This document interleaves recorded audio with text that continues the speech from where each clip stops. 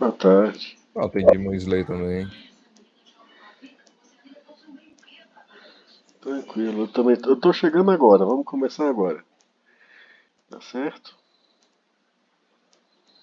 Então, hoje vamos falar sobre e-commerce, mercados digitais, mercadorias digitais. Então, a internet nasceu, né, em o www em 89, 90, não é isso? Quando o primeiro servidor HTTP foi conectado, né? E em 95, dos sites dos navegadores, que é o Netscape. Na época tinha dois navegadores principais, o Netscape e o Internet Explorer, mas o Netscape tinha um site netscape.com, que era um portal que levava para notícias, compras e muitas outras coisas mais. E aí começou toda uma questão de mercado eletrônico. E isso bombou nos anos 90 até a bolha econômica de 2001. No final, meio principalmente dos anos 90, você tem um website com algum tipo de comércio, com algum tipo de serviço, o pessoal botava dinheiro sem amanhã, só que numa avaliação desproporcional de quanto lucro as coisas iam dar, você gera uma bolha.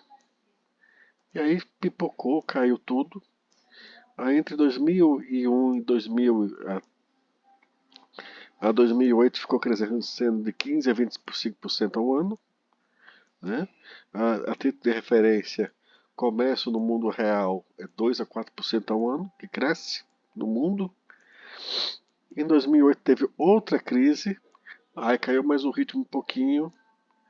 Em 2022, acho que já depois da pandemia, o comércio eletrônico movimenta 1,4 trilhões de dólares no mundo. Então esse gráficozinho vai subindo até 2022.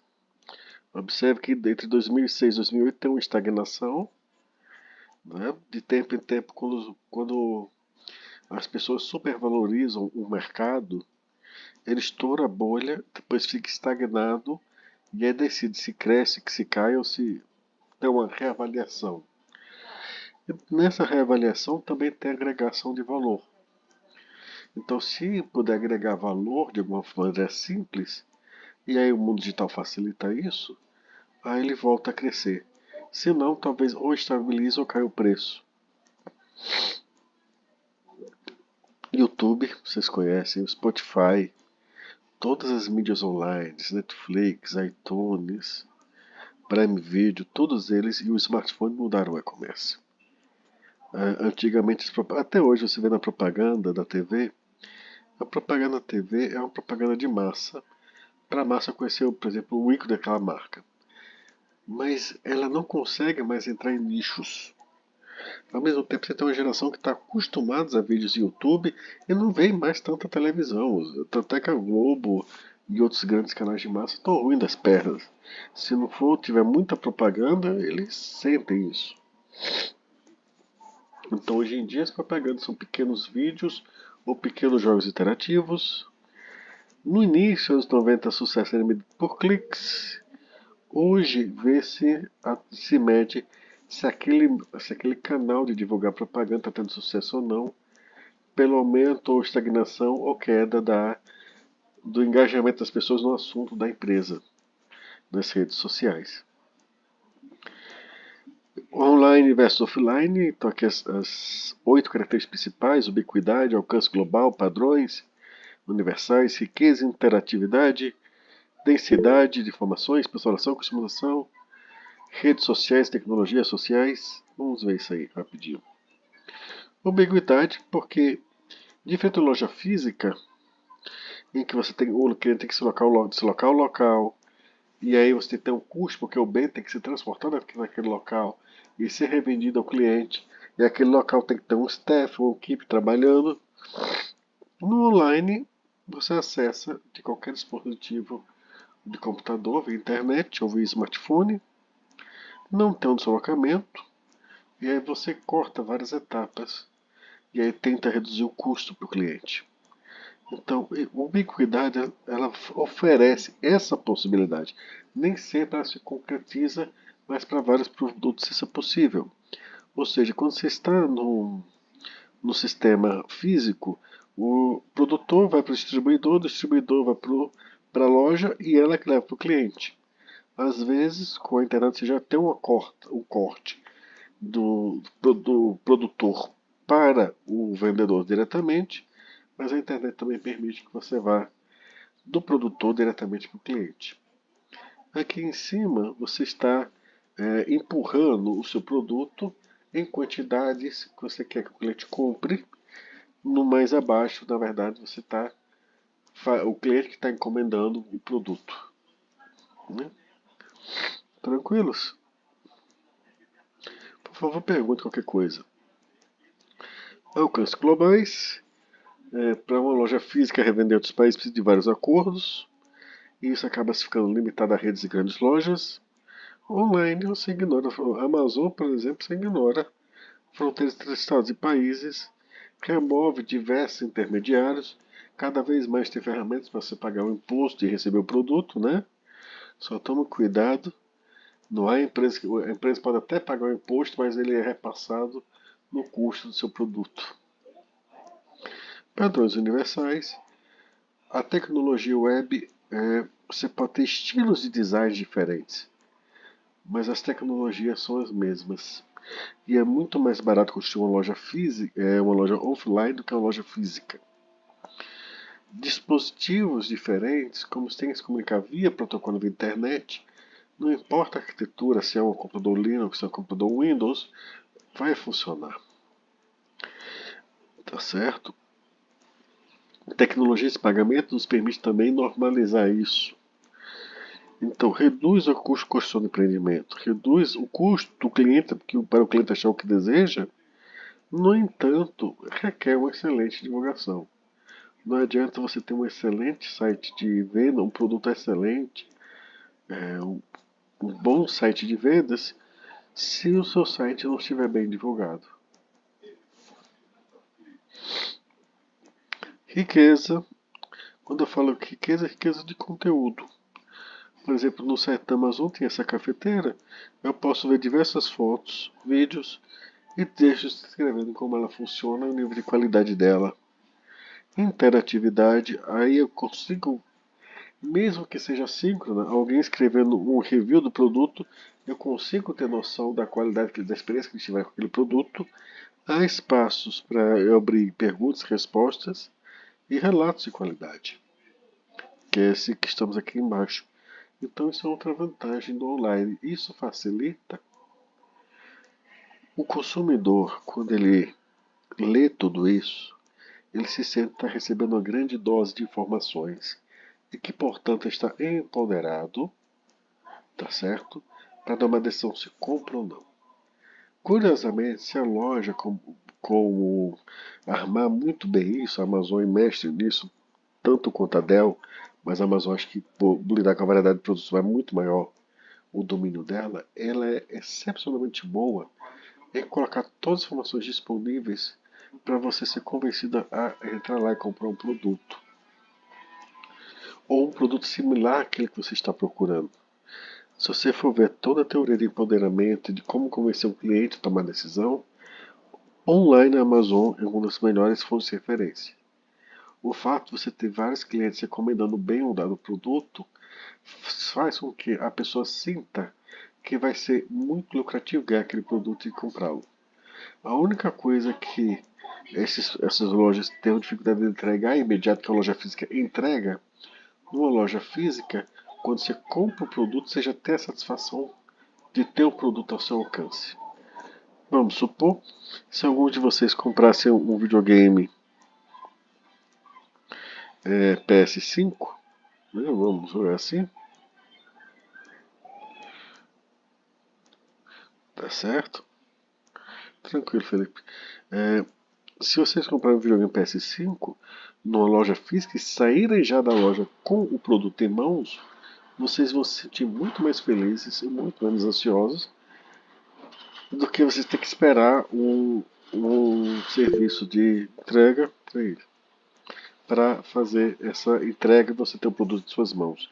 Então, essa sensação de conquista a gente tem na loja física, ela é diminuída na online. densidade de informações. Então, porque eu tenho um website, praticamente tem quase que posso colocar até boa parte da brochura, vamos dizer assim, do, do documento do produto que está sendo vendido.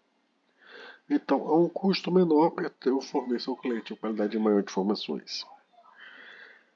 Tanto vídeo como áudio, textos, imagens são usados no marketing aqui.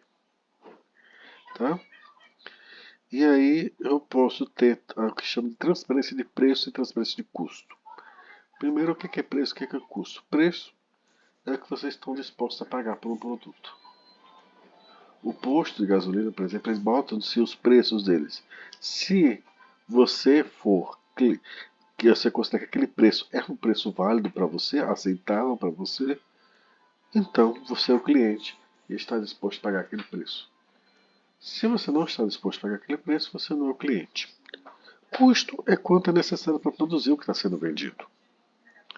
Então, quando a pessoa fala que a internet melhora a transferência de preço, você observa a variação de preço dos diversos vendedores. Se os vendedores são confiáveis ou não, você tem essas informações disponibilizadas e você consegue pesquisar. Às vezes é mais chato para alguns produtos do que para outros. Quanto o vendedor gastou ou tem uma ideia de quanto ele gasta para ter aquele produto em loja. Então, por exemplo, as bombas de combustíveis tem lá qual o preço da refinaria, impostos federais, impostos estaduais, custo do etanol, que já que tem que misturar com etanol com gasolina, e quanto a empresa retira de lucro. Né? Às vezes, toda vez que eu olho isso aqui, eu fico meio chateado, porque eu sei que o imposto foi mais que o dobro do que ficou para o distribuidor. O que significa o quê? Bom, não importa quantas pessoas queiram dizer que a empresa explora o trabalhador, quando o governo tem imposto mais de 2 vezes o preço do produto, ele está explorando o trabalhador muito mais que a empresa. A empresa ao menos deu ao brasileiro o combustível. O governo não entregou o serviço direito. Mas observe, essa variedade de informações, e ao mesmo tempo se eu monitoro o usuário, eu posso segmentar o mercado. Em que sentido? Eu posso descobrir o perfil do usuário e se ele pertence a um nicho específico. E aí eu posso alterar os preços. Segmentar o mercado consigo identificar que usuários aceitam pagar um preço premium por um dado produto e que usuários será melhor oferecer uma oferta para manter a fidelidade dele. Então, personalização e customização.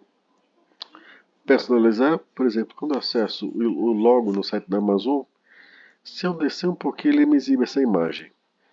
Eu compro lá principalmente livros, acho que vocês podem notar pela imagem, mas ele já está me direcionando, fazendo marketing direcionado com base no que eu já comprei naquela loja.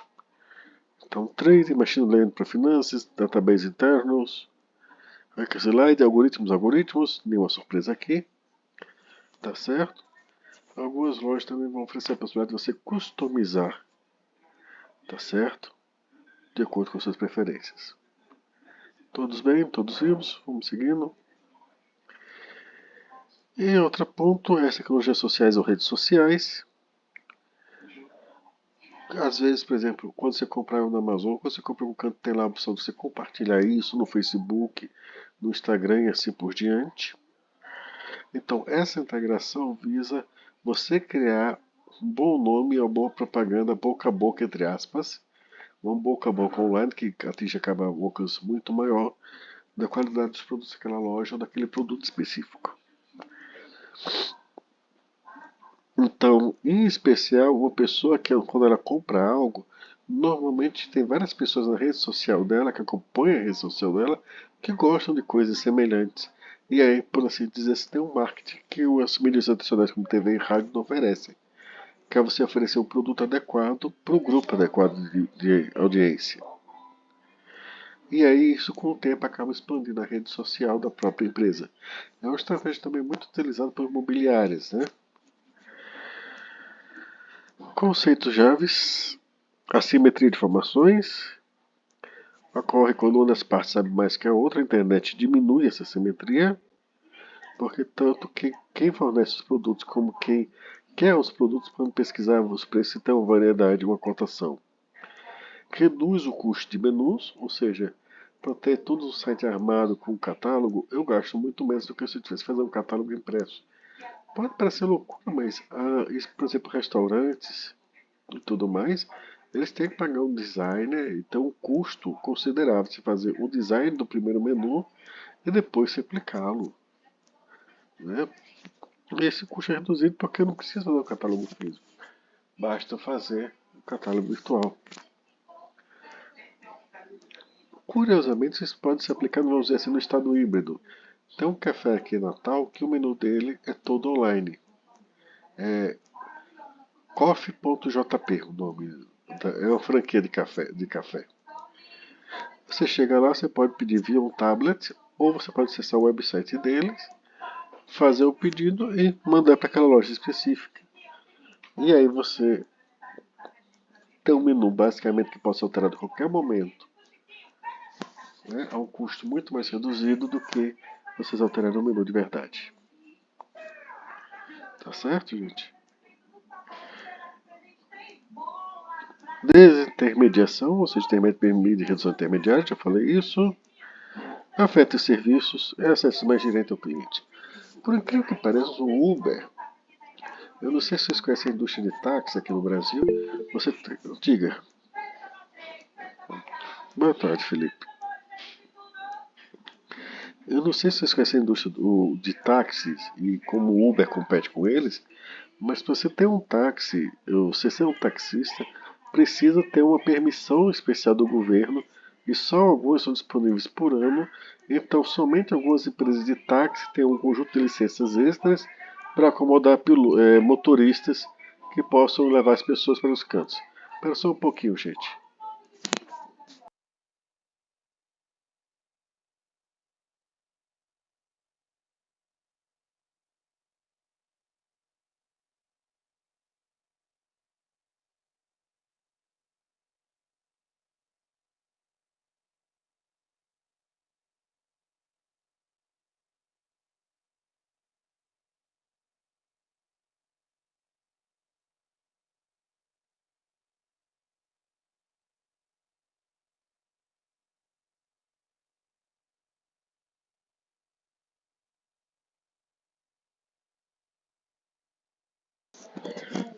Porque alguém aumentou demais o volume da TV e ficou um gritozinho aqui. Tudo bem. Então, do jeito que a indústria de táxi é feita, ela tem muitos intermediários. E por incrível que pareça, a principal vantagem do Uber é você retirar diversos intermediários. A empresa, a forma de pagar impostos e tudo mais, ela retira vários intermediários e se torna o único intermediário entre o cliente que quer ser transportado de um ponto a outro.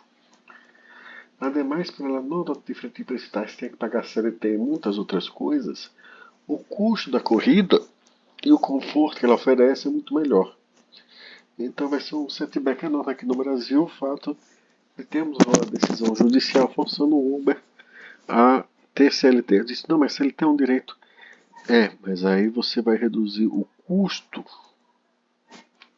ou o custo da corrida vai mais que dobrar, porque o custo de hora de trabalho com CLT é mais que o dobro de um autônomo, ou você vai reduzir o lucro que é passado para o motorista e repassá-lo para o governo, porque a empresa ainda vai continuar tendo o lucro dela. O que você vai fazer é aumentar a parcela que é retirada do motorista. Então, a internet, isso aqui é um conceito muito interessante, você retirar intermediários até de serviços.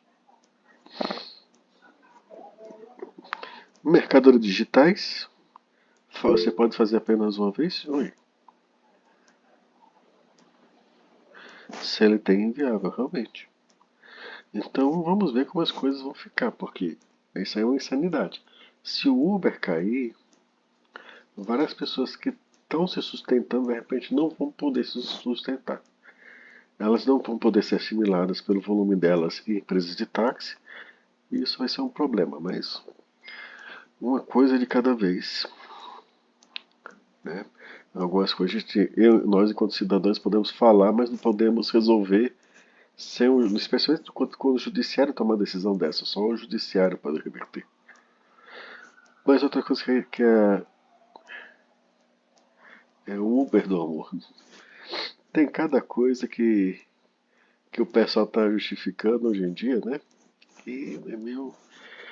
Os últimos anos, as coisas, acho que os últimos 8, 9 anos, as coisas ficaram muito escrachadas, muito rápido, e ninguém conteve. Aí ficou essa coisa, eu não sei, às vezes me parece a médio prazo insustentável. Mas não sou eu. Meus tempos de guitarra de rua já foram há algum tempo. Não é comigo. Não é meu grito que vai resolver. Calma. É. Mas vamos lá. Então, algumas coisas de mercadorias digitais abriu um espaço de um mercado que antes era impossível. Quem dera fosse amor de verdade.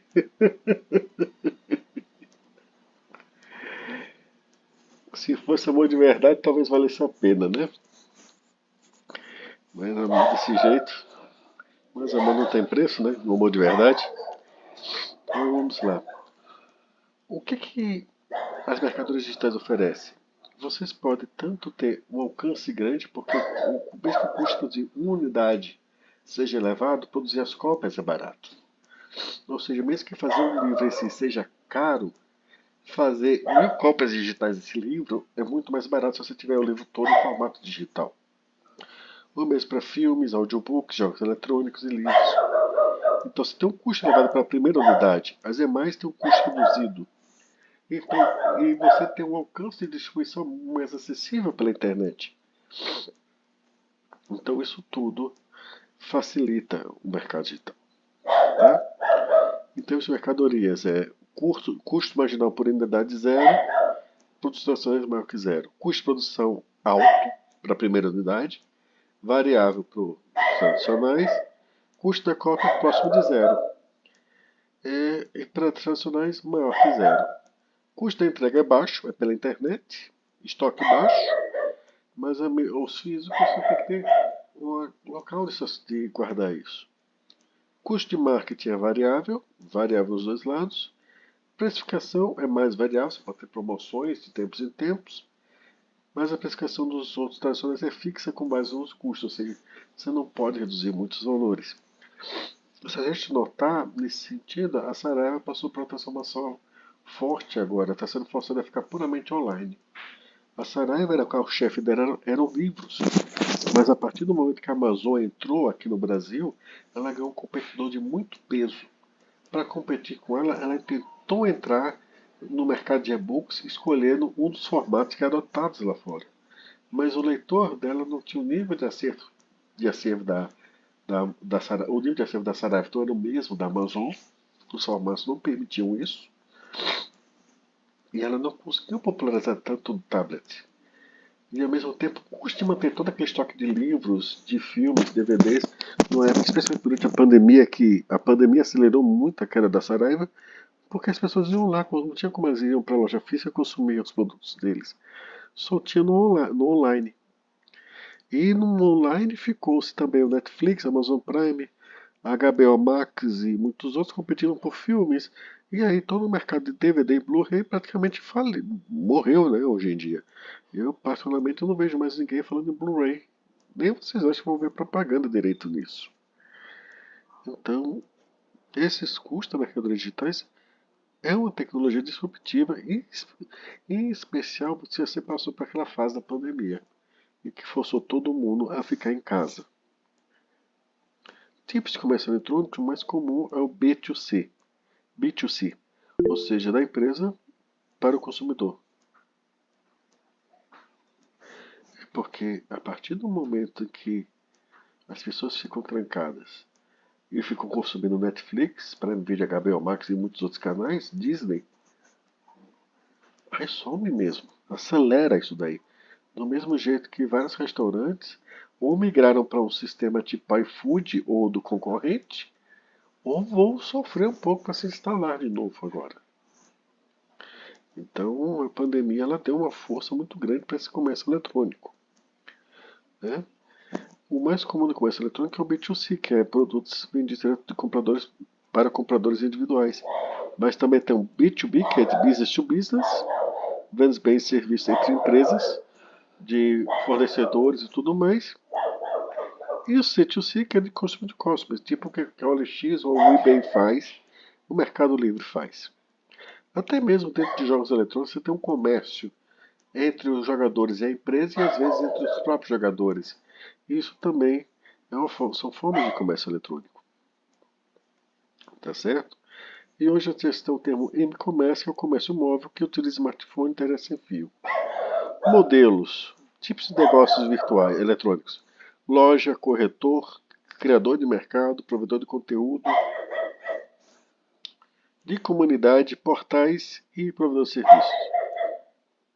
Lojas de varejo online: Amazon, Calunga e iBuyt, acho que vocês já conhecem esse modelo, ou seja, é uma loja de produtos que vende para o cliente.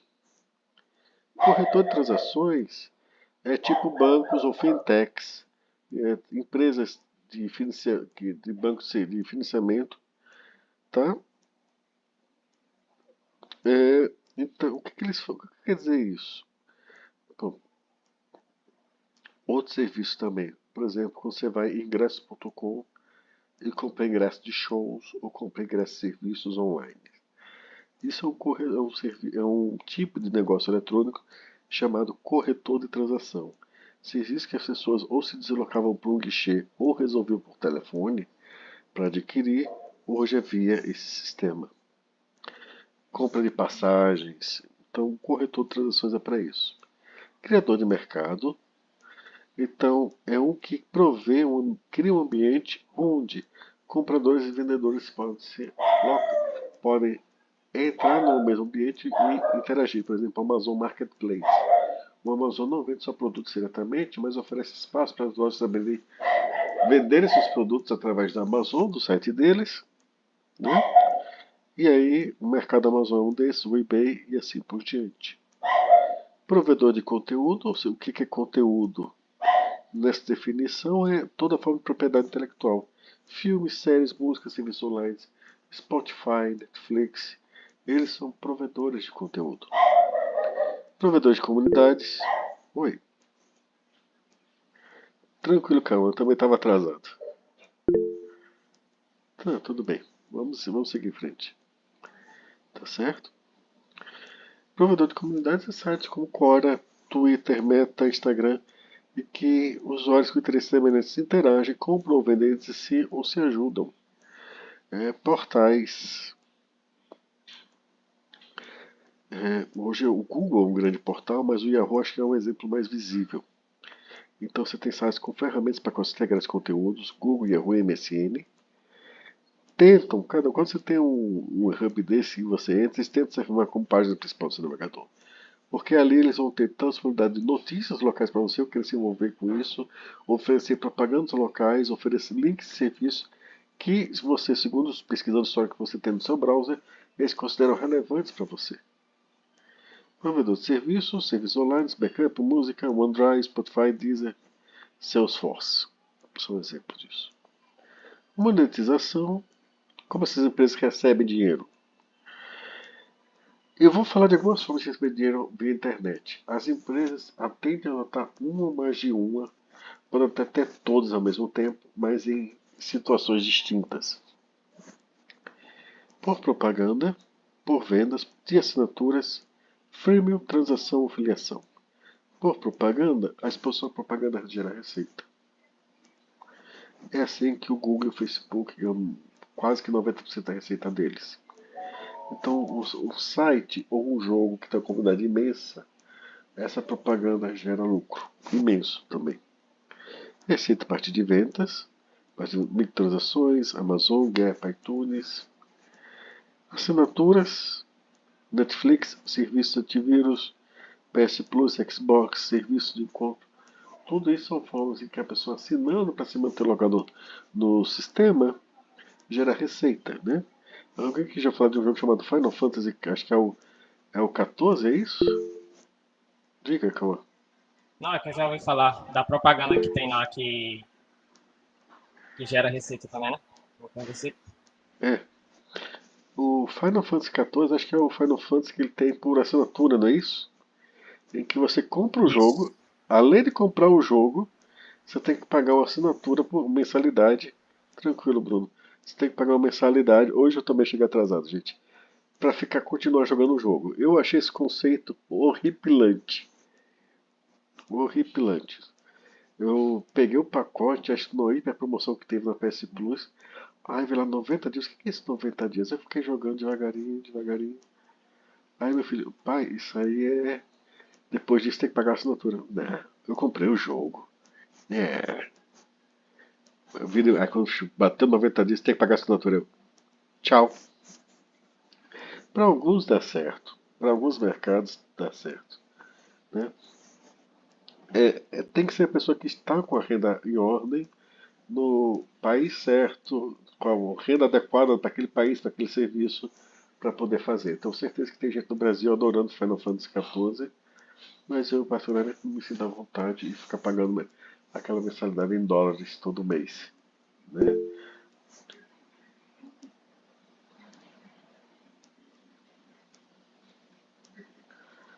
Eita, nós.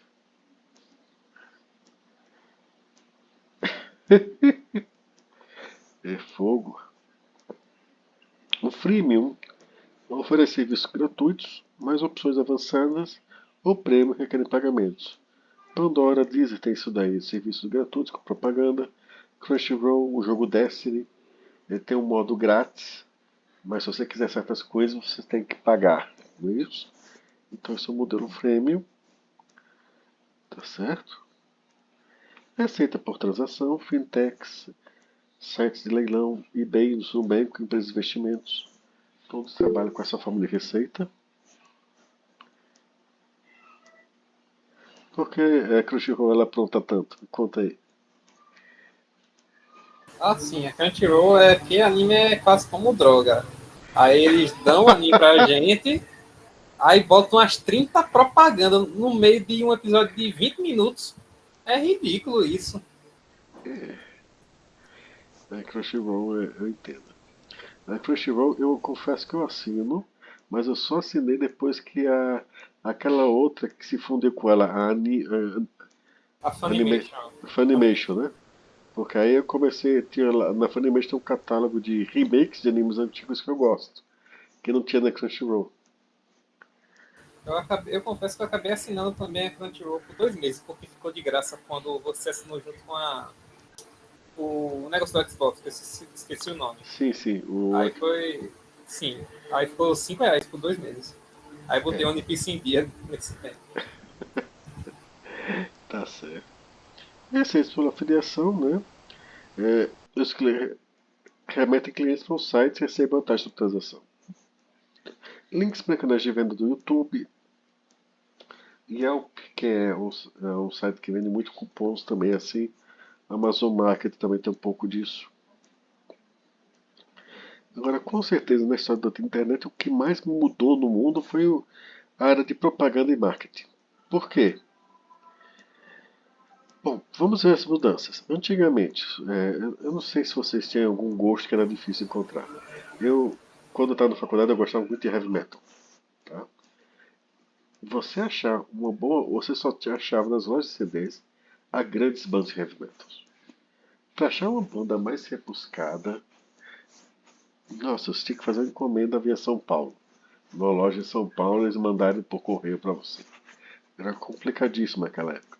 Hoje, com serviços como o Spotify e o Deezer, por exemplo, música, as músicas indies ou de comunidades pequenas, não necessariamente o termo indie serve para essas comunidades às vezes, essas músicas elas que acham espaço. Porque como a música pode ser entregue em qualquer lugar do mundo, pronto, deixa eu ver se eu explico isso melhor na próxima figura. Pronto. As lojas, isso aqui é uma distribuição normal. Então as lojas físicas, para terem sucesso, ou as lojas online, no início, Se o produto é físico, ela quer aqueles produtos, tá certo? É interessante a transação do mundo da música digital. Eu tenho que ver isso aí, não conheço tanto. Mas deixa eu falar, então, as lojas eles têm uma tendência, quando elas abrem, a ter os produtos mais do que atende o gosto mais desse meio, porque é onde tem mais necessidade de pessoas. E às vezes você tinha que ter uma loja especializada para pegar essa segunda cauda ou a terceira em diante. Então o que acontece? A partir do momento que os produtos são digitais e você pode entregá-los com facilidade às pessoas distantes, desde que não tenha sido excessivamente caro produzir a primeira cópia, vocês podem fazer o que chamamos de cauda longa. Por que o termo cauda longa? Imagine isso aqui como se fosse um animal e as duas extremos como se fossem duas caudas. Então você pode focar nesses grupos que são menos de 5% do grupo e ainda ter um bom lucro em cima. Então os artistas conhecidos encontram seus públicos. Aqueles que produzem seus jogos ou animes, animes acho que não tem tanto, porque é uma indústria muito cara, mas os jogos indies também encontram seus públicos e aí conseguem ter lucro. E ademais, você consegue, examinando o histórico do browser, identificar qual é o padrão de comportamento dele e direcionar propagandas para ele. E aqui cuidado com evasão de privacidade, tanto se você estiver navegando na internet e sua privacidade invadida, porque ele está sabendo demais sobre você, quanto se você estiver do lado do desenvolvedor do site, coletar um excesso de informação, porque em alguns lugares do mundo isso também é crime. Cuidado. Então, antigamente, hoje em dia também, você vai no site, você vê a loja que o cara vê e ele clica no produto, depois tira ele do carrinho, mas aí depois outro dia ele vai lá e clica. Tudo isso eles vão registrando não só nos cookies do seu browser, mas enquanto você tiver um cookie lá, ele acessa um outro site, guarda essa informação lá, um acumulado. Ah, o cara que está com identificador disso aqui, ele acessou e clicou nessa blusa esse dia. Ah, esse aqui está com esse cookie de identificação, nesse dia ele clicou nesse outro conjunto de produtos. Então, a quantidade de cliques que a pessoa em dias diferentes tem ou no mesmo dia para o mesmo produto para indicar a vontade dele comprar ou não aquele produto, ou se há um problema com o seu site. Por exemplo, se ele está clicando 6 ou mais vezes, talvez tenha alguma coisa no design do site ou no forma de funcionamento do site que tenha impedido ele de comprar. Mas se ele clicou 2, 3, 4, 5 vezes, talvez ele queira uma coisa específica e não está encontrando, ou está em dúvida, ou está esperando uma promoção especial para então comprar aquele produto. Então também tem todo um conjunto de estudos e monitoramentos dos cliques dos usuários. Tá? Então, a primeira vez que o usuário vai, ele deixa algumas informações, quando volta, os cookies, se o cara não tiver limpado o browser dele dos conteúdos temporários, ele pode até iniciar a conversa com a inteligência artificial de onde ela parou na última vez, ou próximo de onde ela parou. Tá? E aí a pessoa usa cookies e bake informações para personalizar o site e faz, por exemplo, profile universitário, entre 18 e 30 anos, mora no Nordeste. Então aqui no Nordeste a tendência de cores vai ser sempre cinza e amarelo. Alguém sabe por quê? E porque no Sul e Sudeste tende para cores mais escuras, especialmente no Sul, tende para cores mais escuras?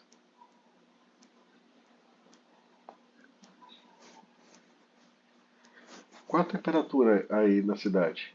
Em Rio Tinto e João Pessoa? Acho que uns 30 aqui. Eu tenho. Ok. Estamos na primavera do Rio Grande do Sul e anteontem choveu granizo. Qual que você acha que é a temperatura lá? 17, 18? Talvez, exatamente. E de noite vai ser menos. Uns 10 no máximo. Aí o que acontece? Como a temperatura de lá, o máximos e mínimos são diferentes, eles tendem as cores mais escuras. Aqui, para ser a região mais quente, amarelo e cinza são cores mais refrescantes. Amarelo, cinza e branco, então são cores que as pessoas tendem a buscar naturalmente. Tá bom?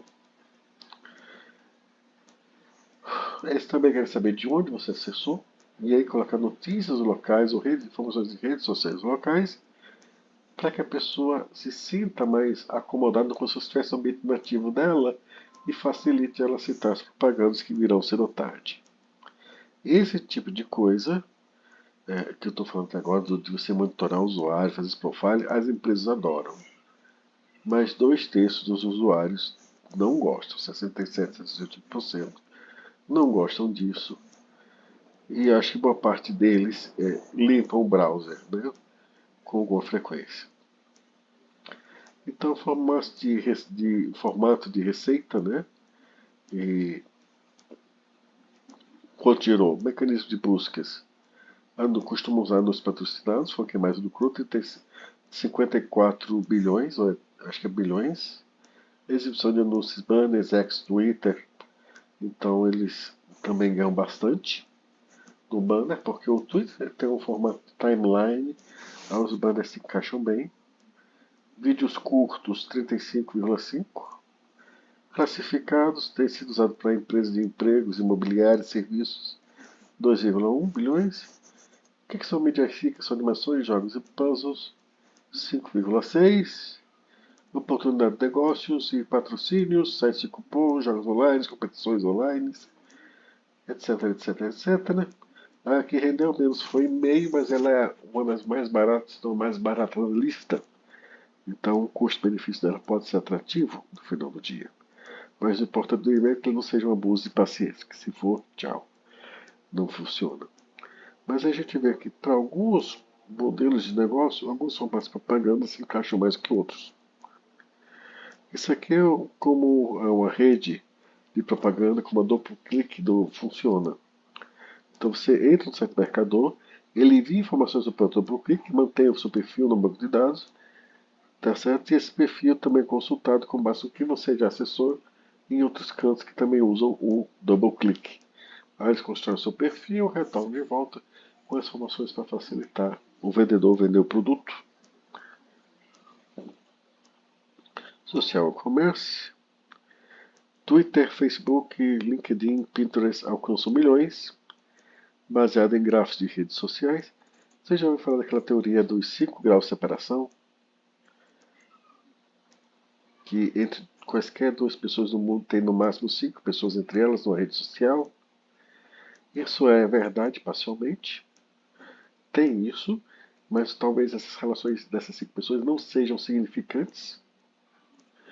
Se você se limitar isso às relações significativas, você cria o que chama de gráfico social digital. Aí o que acontece? Essas relações, aqui está um exemplo de um desenho de um gráfico desse tipo, significa que essas pessoas compartilham gostos comuns. Quando a pessoa partilha, se tu clica, o que é uma clique? É um subgráfico, gráfico original, em que qualquer parte dessa está conectado, eles têm gosto em comum. E nesses gostos em comuns, quando um compra algo e divulga na internet, ele acaba estimulando o colega que compartilha aquele mesmo gosto a comprar algo, e assim sucessivamente. Tá bom? Aí o Profiling também consegue fazer isso e adequar as propagandas, é isso?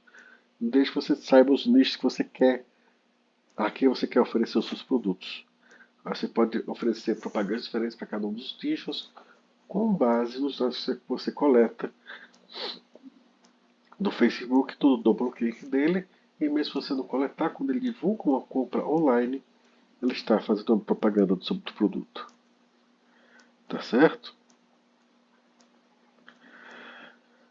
Do ponto de vista de marketing, você quer criar uma mídia rica orientada aos perfis, ou seja, por exemplo, pessoas que gostam de artes marciais têm um vídeo orientado às artes marciais, pessoas que gostam de outros esportes orientados àqueles esportes, mas sempre, por exemplo, reforçando Red Bull ou Energize.